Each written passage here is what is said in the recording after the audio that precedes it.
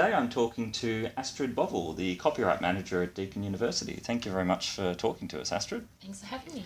I'm wondering at the start, for the benefit of all the audiences for this video, if you can tell us a little bit about your background, where you've come from before you got to Deakin.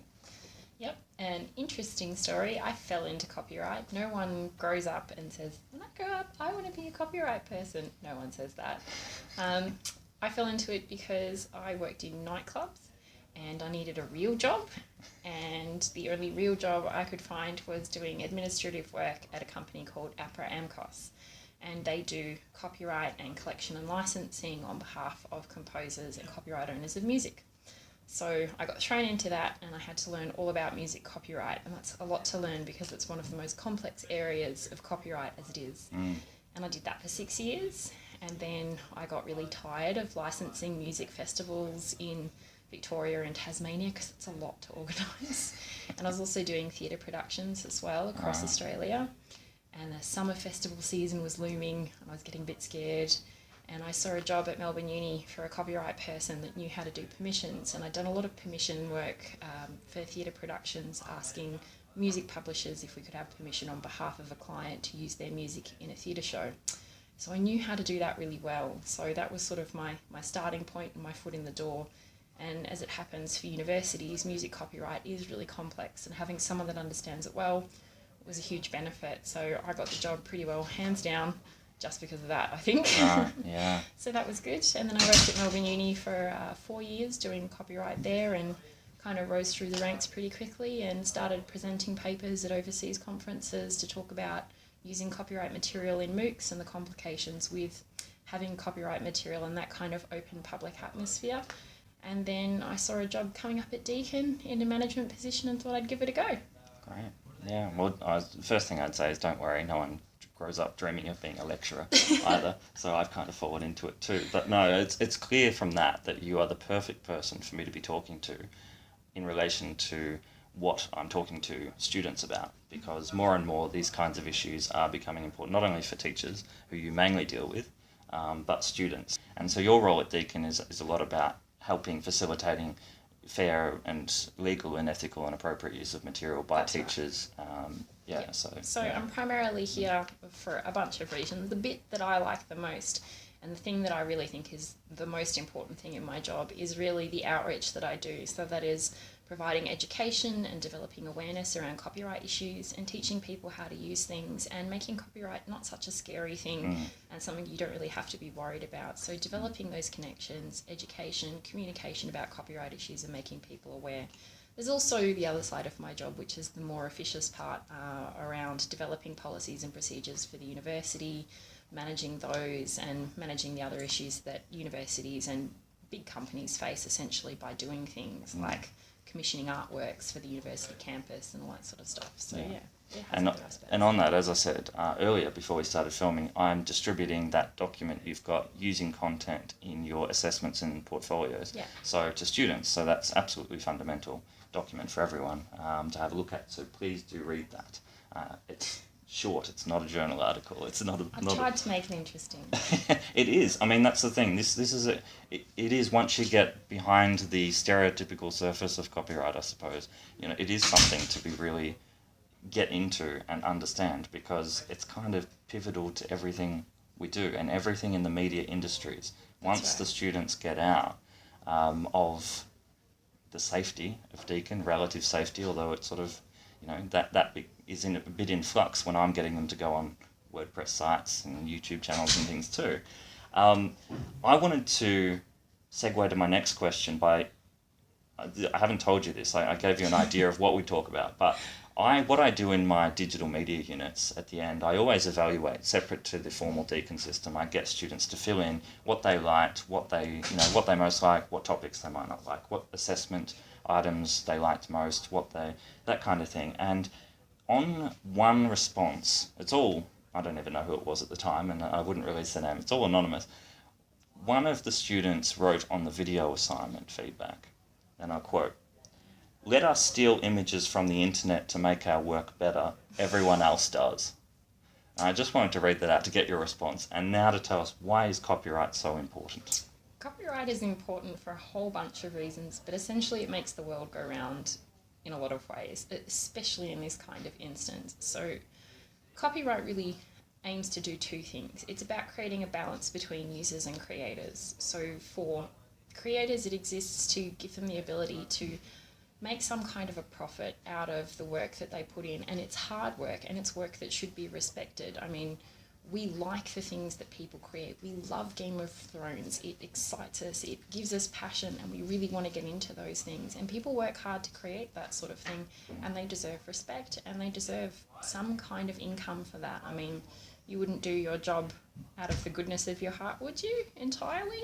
No. Probably want I some do kind YouTube of videos with my dog still, but I probably wouldn't do it something for to vegan. pay the bills kind of helps, and it's awesome if you get into a job that you like doing. So those people are lucky in that respect. But copyright also exists to give users the ability to use those things without always having to pay for it. But it's about giving them boundaries so that it's used in a fair and reasonable way. I mean, for a creator to put their stuff out there, it's nice that they can have a level of control over how people can use it, because it's their baby, it's their thing that they created.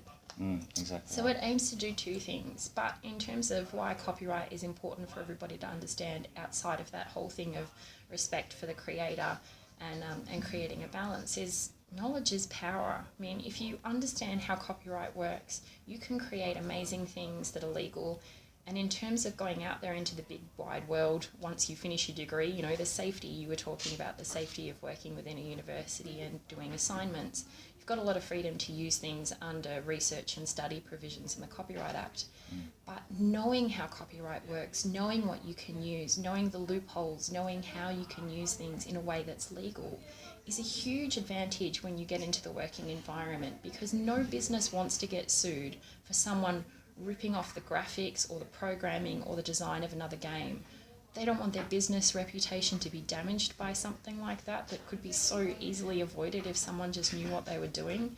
And the other thing is, you don't want to be that person that's stuffed up majorly and essentially ruin your career going forward because you made a mistake that could have easily been avoided, that costed your company thousands or millions of dollars in some instances to rectify. Whether that's in court or out of court, it's still a huge issue. So really understanding copyright puts you ahead of the game. It's how I got a job, because I knew what I was doing, and they were excited by that. So it's an awesome thing to learn, and it stops you from getting stressed out in situations as well. Companies respect it if you know what you're doing.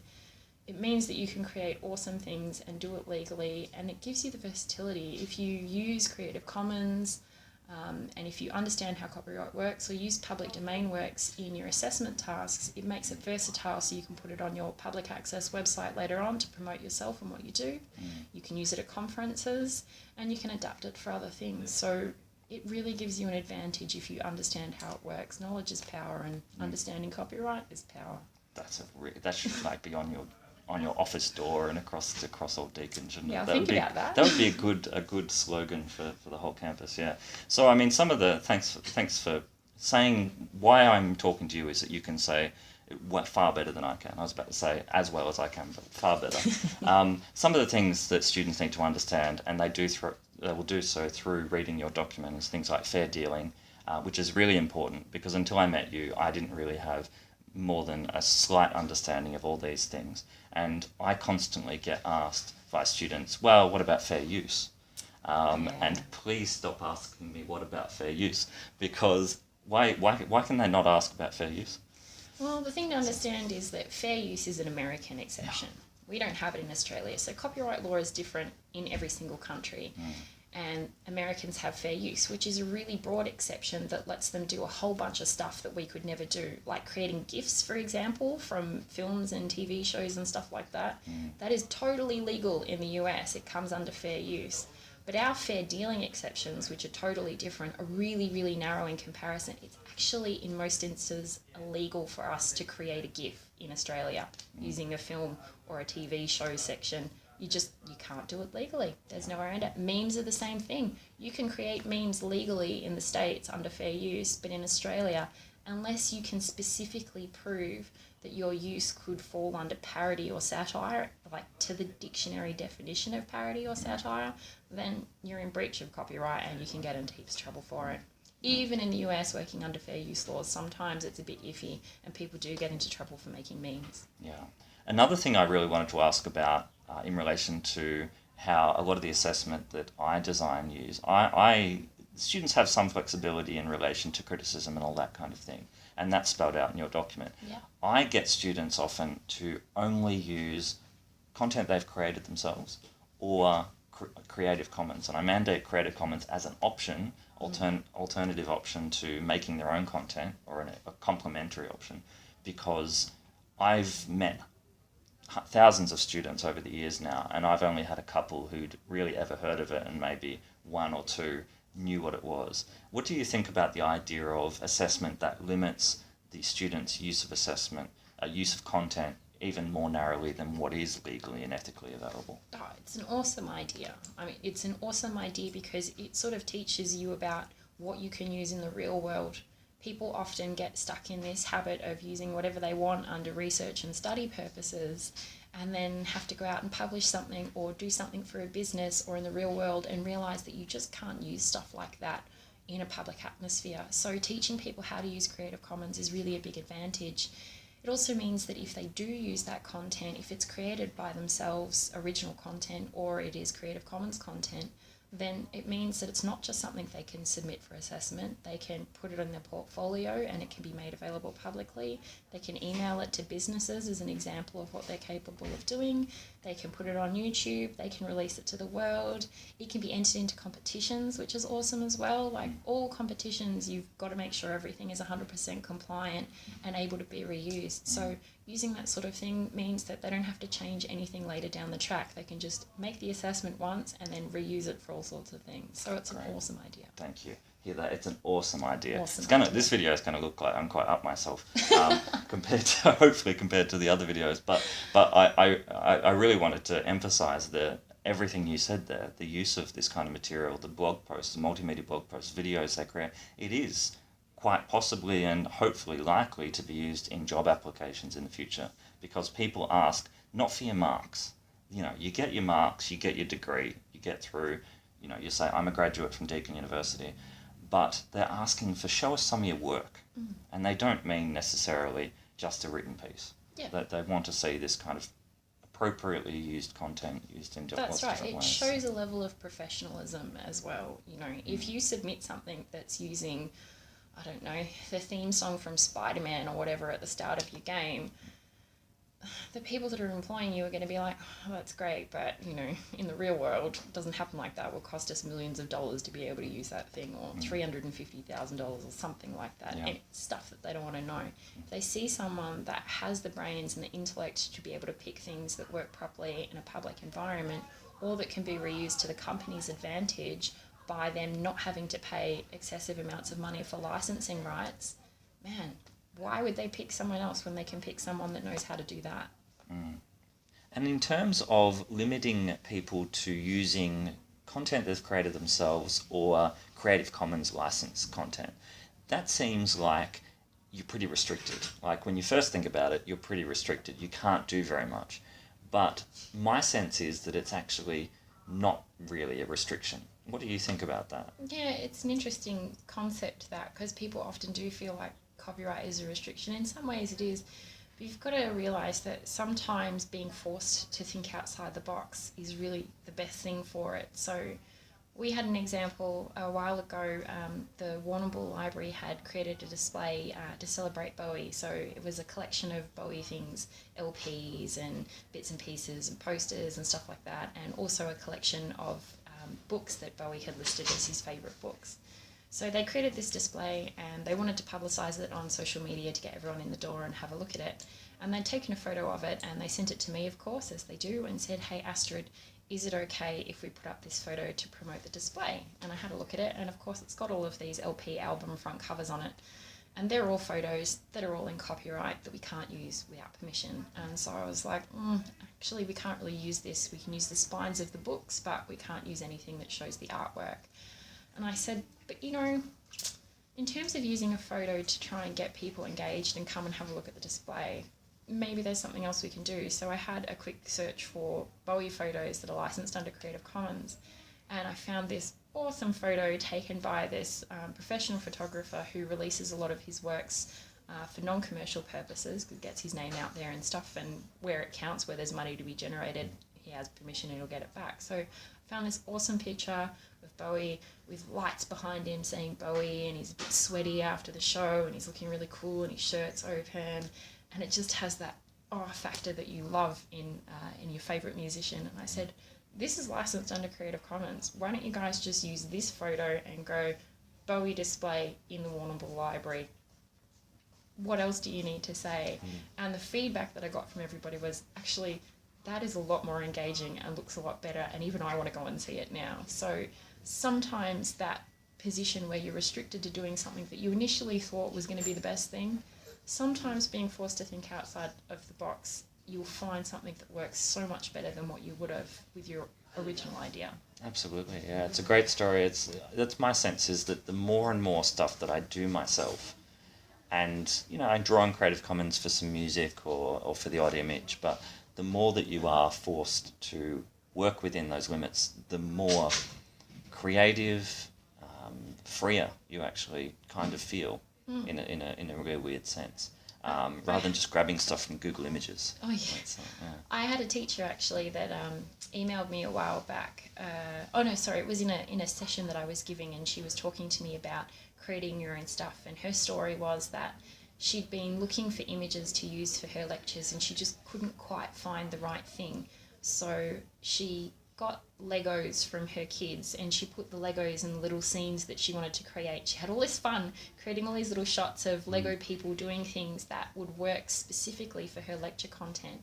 And her feedback at the end of the year from a lot of her students, she said overwhelmingly the thing that the students enjoyed most about my lectures were my Lego pictures. And she said, and I created them myself. And she said, so it was awesome that here's this thing that I've done because I couldn't find the right thing, and I've created it myself, and it's ended up being the most engaging thing for my students in my class. Yeah. Well, Tiffany's still the celebrity of my videos. I mean, I had one student say, "Can we make Tiffany go viral on Twitter?" And I'm like, "You can try." She's not going to really care.